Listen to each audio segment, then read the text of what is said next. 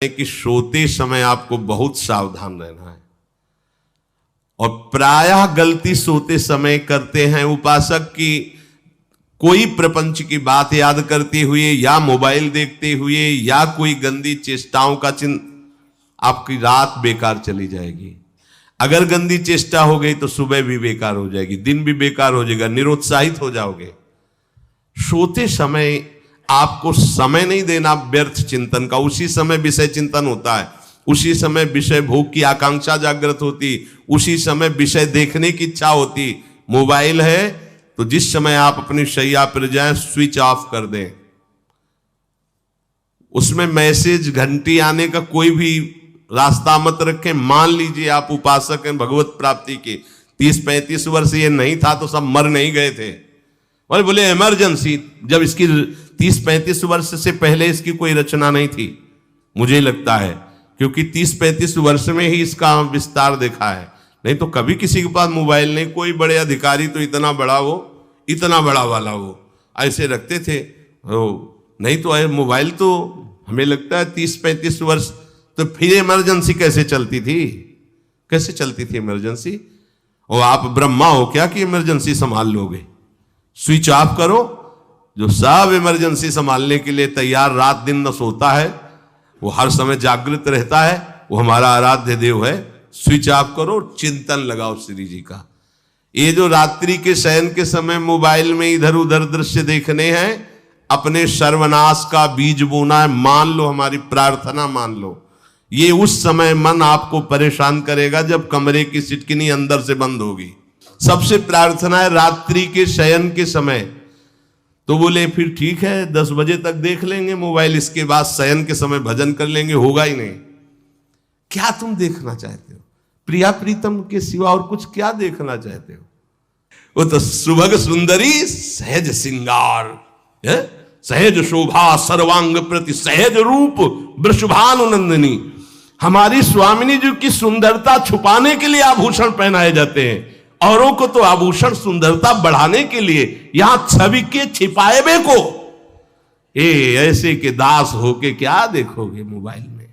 क्या देखना चाहते हो? वासना की क्रीड़ा, और तुम उस क्रीड़ा को देखना चाहते हो। परमार्थ के पथिक हो। देखना है तो प्रभु को देखने की वृत्ति रखो, अन्यथा मूंद लो आंखें। प्यारे, महान फल प्राप्त करोगे। सबसे प्रार्थना है एकांत में मोबाइल रूपी दुश्मन से बचो। क्योंकि जब आप गंदी बात कहीं देखोगे तो आपके अंदर वैसे ही चिंतन बनेगा, वो ऐसे ही लगेगा मैं भी ऐसा करूं, मैं भी ऐसा भोगूं, मैं भी ऐसा देखूं। मान लीजिए आप, जब हमारे शास्त्र कहते हैं कि पशु पक्षियों के मैथुन को भी नहीं देखना है, अगर ऐसा एक बार दृष्टि पड़े तो मानसिक प्रणाम करके दोबारा दृष्टि न देना। और आप मोबाइल में ऐसी चेष्टाएं देखोगे, कैसे आप भगवत भजन करोगे? कैसे भगवत प्राप्ति का उद्देश्य रख पाओगे? ये कलयुग की बहुत महीन चाल है कि उसके बिना काम नहीं चलेगा और हम तुम्हें काम से युक्त कर देंगे। इसके बिना काम चलेगा नहीं, तुमको रखना पड़ेगा। और जब तुम इसे रखोगे तो हम काम अपना कर लेंगे। कलयुग ने कहा हम अपनी व्यवस्था बना लेंगे। यहां कह रहे जब आप नींद में जा रहे हैं तो बिल्कुल मानो मृत्यु शैया पे जा रहे हैं। आपको उस समय नाम जप में बहुत ध्यान देना है, कहीं मन बहक ना जाए। तो क्या होगा, 5-6 घंटे जो आप लेटोगे ना, वो भी भजन हो जाएगा। हमारा जो सततम योमाम स्मरति नित्यशा है ना, ये पूरा हो जाएगा। नहीं, उस समय हम सो जाएंगे तो हमारा 6 घंटे का भी योग हो गया, 6 घंटे भजन रुक जाएगा। और ये 100% पक्की बात अनुभव की कहते हैं। यदि सोते हुए भजन करोगे तो जगते, कई बार तो पकड़ा है कि अगर आधे पद में बेशुद्ध हो गए तो वो पद पूरा जगते ही शुरू हो गया है। मतलब बीच में स्थिति भागवती की रही। जैसे बेहोश करते समय हमने कहा था जब ऑपरेशन के हमें बता देना, तो उनका बाबा अब इंजेक्शन लगाने वाले हैं तो वो 1 मिनट हमें केवल दीजिए, अपनी चित्तवृत्ति। तो जब होश आया तो वही पहले चिंतन चल रहा था, वही चिंतन। जैसे सोने के समय बेहोश हुए तो जगने के समय वही चिंतन, ऐसे ही इंजेक्शन से जब बेहोश हुए और जब होश आया तो वही चिंतन चल। बहुत बड़ा चमत्कार अभ्यास का है। नींद खुले तब से लेकर गाढ़ नींद आने तक स्मरण में कभी रुकना नहीं। और आपको एक छूट दे रहे हैं। कभी कभी क्या होता है कि एक मंत्र में, एक नाम में जैसे बहुत देर अभ्यास करते हैं तो मन उबने लगता है। इसका स्वभाव है, ये अनुभव की बातें कहते हैं। इसका स्वभाव है नवम नवम, नहीं तो ये मतलब, तो इसको हम लोगों ने कैसे फंसाया है। जैसे गुरु मंत्र जप रहे, अब 2-3 घंटे लगातार गुरु मंत्र जप, अब इसको उबन बढ़ी, अब ये छोड़ रहा है, बीच बीच में पता चलता है छोड़ना चाहता है, छोड़ रहा है, तुरंत इसको नाम में फंसाया।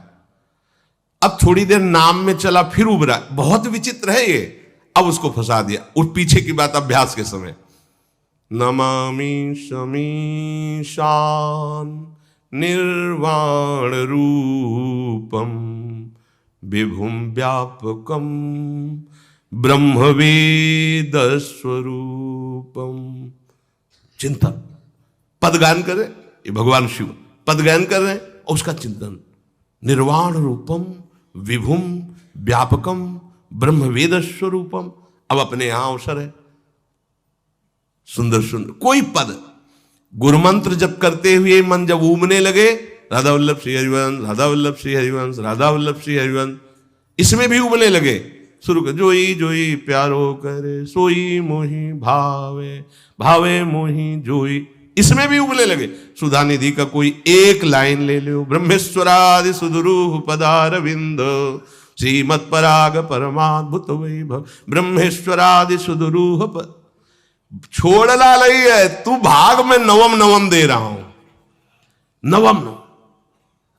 इसको फंसाने के लिए आपके पास अस्त्र हो, जैसे यहां चाकू, यहां पिस्तौल, तलवार, ये वो सब बिल्कुल वीर सजा रहता है, ऐसे ही अपने लोग सजे रहते। छोटा राधा, अब उन्होंने एकदम चिपक गया आके तो कैसे मारे, तो छोटी चाकू है ना वैसे, राधा राधा राधा, थोड़ा दूरी राधा वल्लभ श्री हरिवंश, थोड़ा दूरी गुरु मंत्र, बड़े बड़े अस्त्र अपने पास रख ले, बहुत भाग रहा है तो फंसा दिया। प्रथम यथावति प्रणव श्री, अब लग पूरा पदगा, पूरा पदगा उसमें लग, प्रथम यथामति प्रणव।